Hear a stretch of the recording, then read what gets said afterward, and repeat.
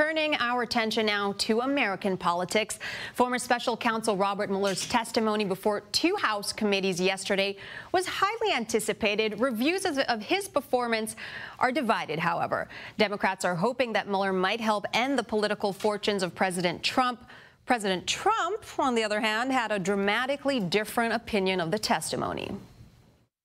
The performance was obviously not very good. He had a lot of problems, but what he showed more than anything else is that this whole thing has been 3 years of embarrassment and waste of time for our country.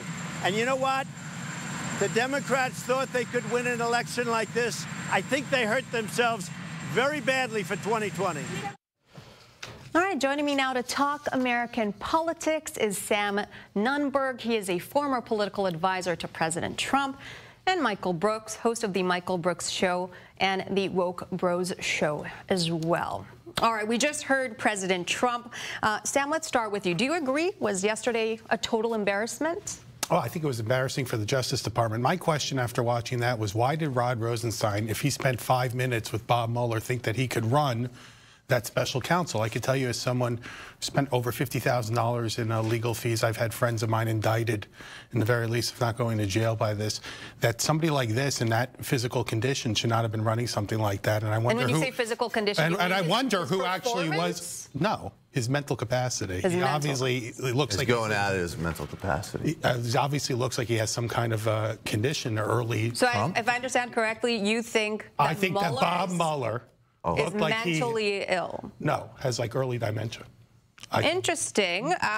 Michael? I'm going to go with the non-early dementia take on it. All right. What do you have to say? Less about his performance, but more about the overall testimony. Did we learn anything new? And as Trump just said, was it an embarrassment? Is it a victory for Trump? I mean, let's not have Donald Trump running around using the word embarrassment, right? Like, if we're talking about embarrassments, he is a daily embarrassment, if you want to talk about it on that level. But I've always been of the school that if you broaden the lens to a broader look at corruption, at things like the emoluments cause, at things like a clause, at things like Congressman Al Green, in fact, talking about the guy just being a bigot and an incompetent, you could put some points on the board that way. This Russia thing, from my view, was way overblown.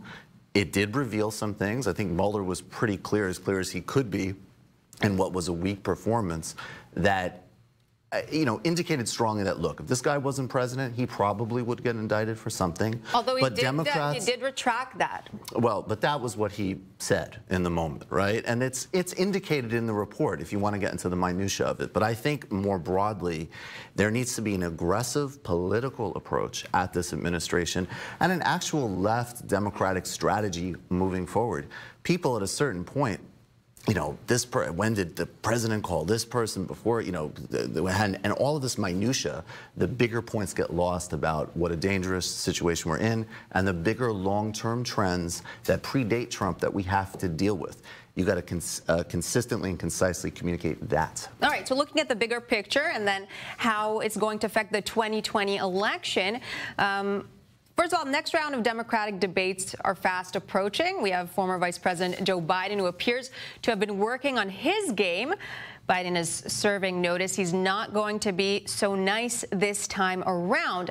When Senator Cory Booker took aim at Biden for the 1994 crime bill and accused him of the mass incarceration of blacks, Biden was quick with a response.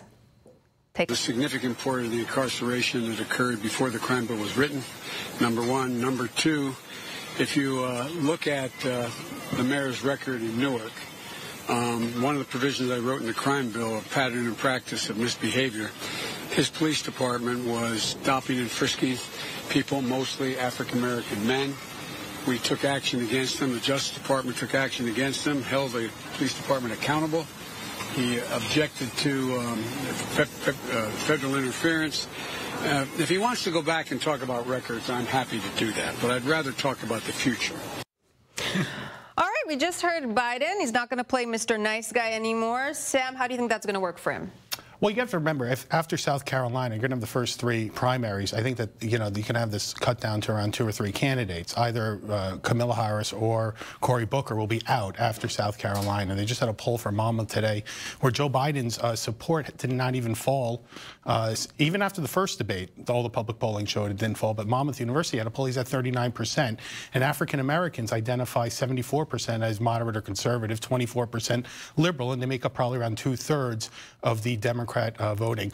This Democratic voting in South Carolina. Correct. Specifically South Carolina. In the primary state. And that's going to be the critical cutoff. So I understand what Booker's trying to do. To see Biden, you know, the one thing that Biden will continue to have to fight is this whole idea of, do we want somebody that's younger or somebody who is from the past? And I think that that's where he looks like he has the most susceptibility from either Elizabeth Warren or Kamala. I just have to say, in general, I would be fascinated to hear Sam's take potentially on if you think Trump or Biden either also have potential early onset dementia. I'd be fascinated to hear that. Right, but let's stick to Biden and not playing nice guy. I'm fascinated. So look, I think that why is he going after somebody who's an asterisk in the polls is worth asking.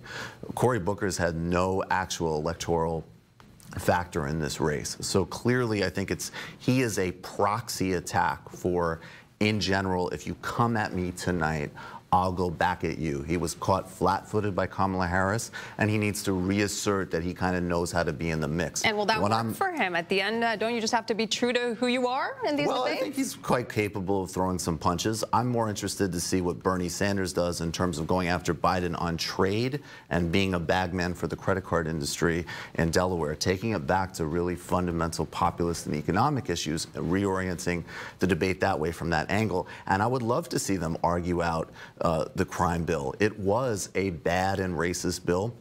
And Cory Booker should also answer, in addition to policing, his education record in Newark. So they should have it out.